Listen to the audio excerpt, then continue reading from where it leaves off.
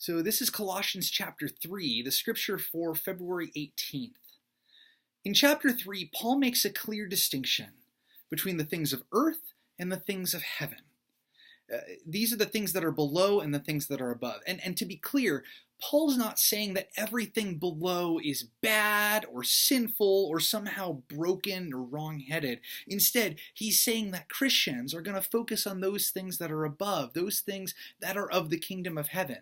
And there are ways in which the kingdom of heaven is currently breaking into the earth right now, which is why there are some things here on earth that work and that are good and that are nourishing and life-giving.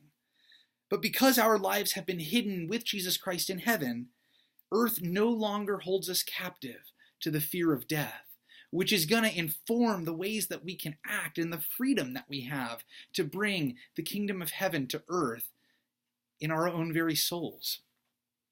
So the characteristics of a life on earth, that is a life ruled by death, they no longer have a home in us. This is one of the sections that you'll sometimes see when Paul's writing a letter where he talks about putting off certain things so we can put on other things. You can picture a dinner plate, for example, and a dinner plate only has so much room on it, even if you get a really big plate.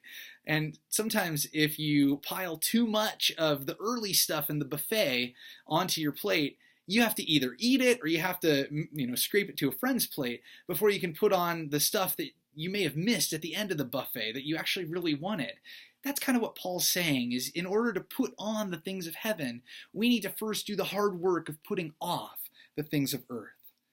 So Paul begins by talking about some earthly practices, many of which revolve around the idea of pleasure or the idea of getting things for ourselves.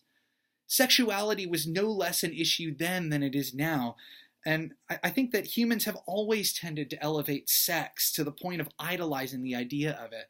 So it makes sense that Paul would also emphasize sex as a way in which we've got a particular capacity toward sin and toward hurting one another.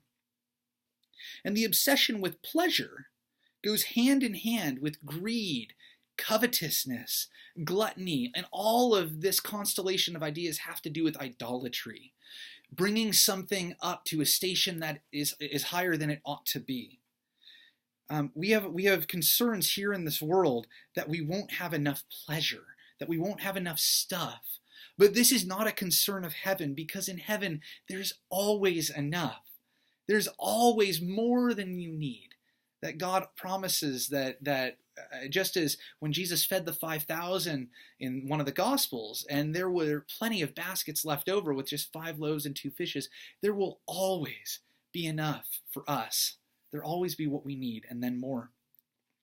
I think similarly, there's a temptation here on this earth toward verbal violence when we don't get what we want. And I think that Paul's pretty clear that abusive language is never okay, regardless of the situation, no matter if you're upset for a righteous reason or not.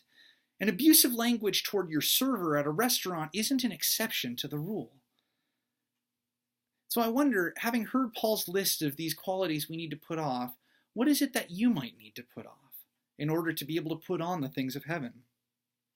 See, we're not just freed from the characteristics of a fearful life ruled by death. We're also freed to clothe ourselves with meaningful things, heavenly characteristics. And these are characteristics that aren't focused on getting ahead, but they're focused on loving others and putting other people first and sharing with others the value that they have in Jesus Christ. And most important of all these heavenly attitudes that Paul names is the attitude of love.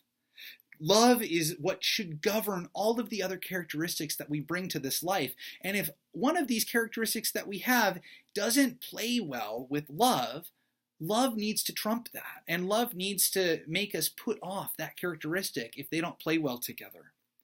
And Christ's love, which empowers us to love others, Christ's love also allows us to dedicate every action we take here on this earth to Jesus Christ, since it's His love which equips us and gives us strength to do the work of ministry.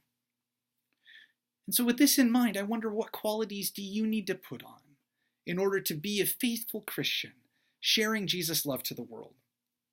Now, at the end of this chapter, we have another one of Paul's household codes. We saw one of these in Ephesians. And we're going to pick this household code up when we look at chapter 4 tomorrow on the 19th of February. That's all for Colossians 3. Tomorrow we'll wrap up Colossians 4. May God bless you in your reading of Scripture.